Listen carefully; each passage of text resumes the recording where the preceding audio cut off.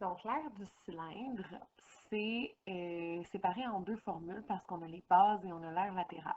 Donc, l'air d'une base, c'est pi fois r au carré. Et notez bien que j'ai dit une base parce que dans un cylindre, il y a deux bases qui sont des cercles. Donc, cette formule-là est pour une base. Donc, c'est pour ça que je vous demande d'écrire ici peut-être une petite étoile ou une petite flèche pour dire que ça, c'est pour une seule base. C'est la même formule que l'air d'un cercle, l'air d'un disque plutôt. Par contre, il ne faut pas oublier de faire x2 si on considère les deux bases. Parce que c'est possible que des fois, dans certains problèmes, on vous dise calcule une des deux bases ou bon, le cylindre est ouvert, peu importe, c'est qu'on a une seule base à calculer. Donc, moi, ce que je vous propose, c'est cette formule-là, puis ensuite faire x2 à la fin si on a besoin de calculer l'air total.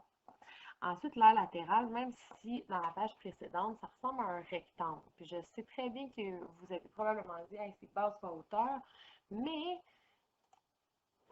base, en fait, c'est pas nécessairement la même formule. Par contre, je vais vous expliquer pourquoi on utilise cette formule-là. Donc, on utilise pour l'aire latérale, hein, AL veut dire aire latérale, 2 fois pi fois r fois la hauteur. Pourquoi? En fait, si on recule en arrière, dans vos notes de cours, on avait la circonférence qui était 2 fois pi fois r, qui ressemble beaucoup, pardon pour le petit mal de tête, qui ressemble beaucoup à cette formule-là, 2 fois pi fois r, mais là, on rajoute la hauteur. Parce qu'en fait,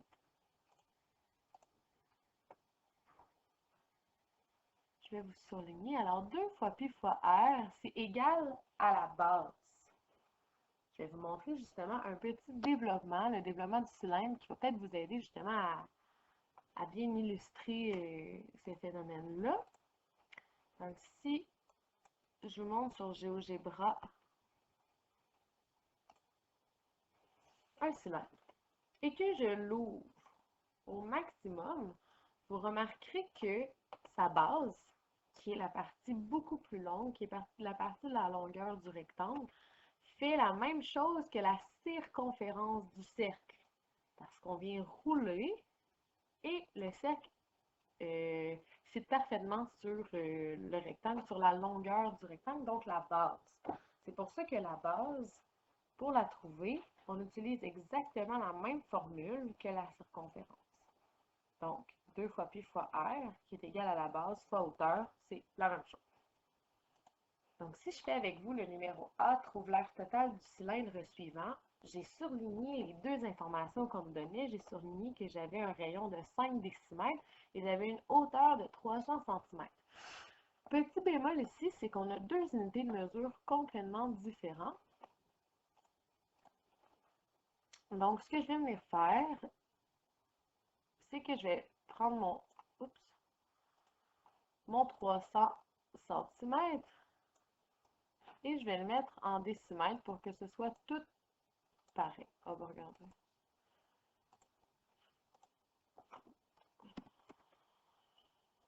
Je vais le mettre en décimètres pour que ce soit des chiffres moins gros et pour aussi que ce soit tout pareil. Donc, 30 décimètres et 5 décimètres, je suis partie pour calculer l'aire totale. Donc, je vais commencer avec l'aire de mes bases. J'utilise la formule pi fois r au carré. Donc, r des bases égale pi fois 5 qui est mon rayon au carré. Je fais mon exposant premier, pi fois 25, ce qui me donne un total approximatif de 78,54 décimètres carrés. Maintenant, je vais calculer l'aire latérale. Donc, je vais utiliser ma formule en haut ici. 2 fois pi fois r fois la hauteur. Donc, 2 fois pi fois le rayon qui est 5 fois ma hauteur qui est 30. Et l'aire latérale est approximativement égale à 942,48 décimètres carrés. Maintenant, la partie qu'il ne faut vraiment pas oublier, c'est la partie où on doit calculer l'aire totale. Parce que là, c'est bien beau, on a l'aire des bases, on a l'aire latérale, mais il nous reste un dernier calcul à faire et c'est celui d'additionner l'aire des bases et l'aire latérale ensemble. Donc, si je les additionne ensemble, ça me donne un total de, approximatif encore une fois, de 1021,02 décimètres carrés. Maintenant, pour le numéro B, on demande, trouve la mesure de la hauteur du cylindre ayant une aire totale de 4272 décamètres carrés et un diamètre de 240 mètres. Donc, en numéro B, on dit trouve la mesure de la hauteur d'un cylindre ayant une aire totale. Alors, on a l'aire totale de 5001,4272 décamètres carrés et un diamètre de 240 mètres. Bon, là, petit bémol, encore une fois, on a deux unités de mesure, on a des décamètres puis on a des mètres. Ce que je vais faire, c'est que je vais tout mettre en décamètres, comme ça va être beaucoup moins compliqué. Donc, je le sais que 240 mètres, ben, c'est 24 décamètres. Et non seulement le diamètre, ben, je le sais que si je le sépare en deux, ça me donne un rayon. Puisque dans mes formules, j'ai besoin du rayon et non du diamètre, je vais diviser en deux. Et ça va me donner un rayon de 12 décamètres.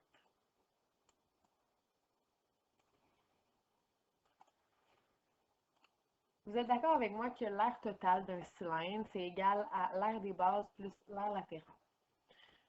Donc, ce que je vais faire, c'est que je vais venir mettre dans ma formule mon aire totale ici, qu'on me donne dans le problème.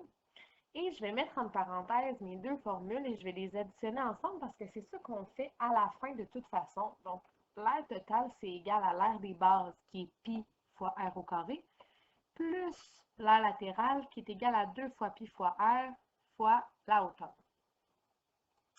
Donc, si je descends encore une fois, là, je vais pouvoir mettre, en fait, venir insérer les informations qu'on me donne dans le problème. Ici, on me donne le diamètre, mais j'ai trouvé le rayon que je peux insérer dans mes formules.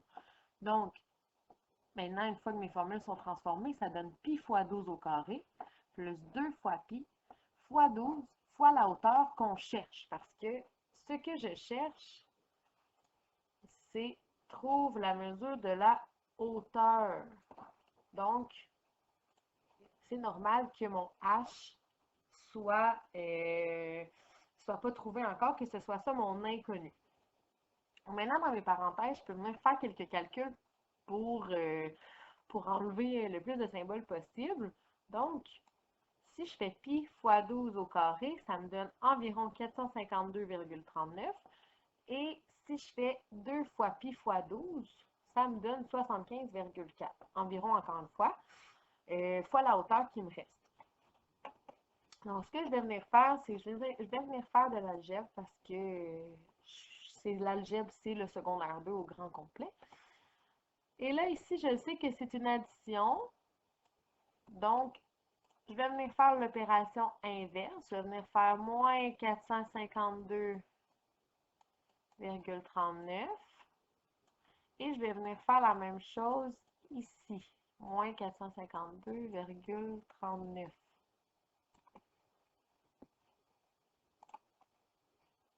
Cela égale 4549,0372 décamètres carrés, ce qui est égal à 75,4 fois la hauteur. Puisque j'ai une multiplication ici, je vais faire l'opération inverse. Je vais venir diviser par 75,4, diviser par 75,4 de l'autre côté de mon égal pour venir équilibrer les deux côtés. La hauteur va me donner 60,332 décamètres. Oups, puis là, j'espère que vous avez vu autant que moi ma coquille. J'avais laissé le petit carré, mais là, on parle de hauteur, on ne parle pas d'air. Donc, il ne fallait pas que je mette de petit au carré. Donc, c'est 60,332 décamètres qui est égal à la hauteur.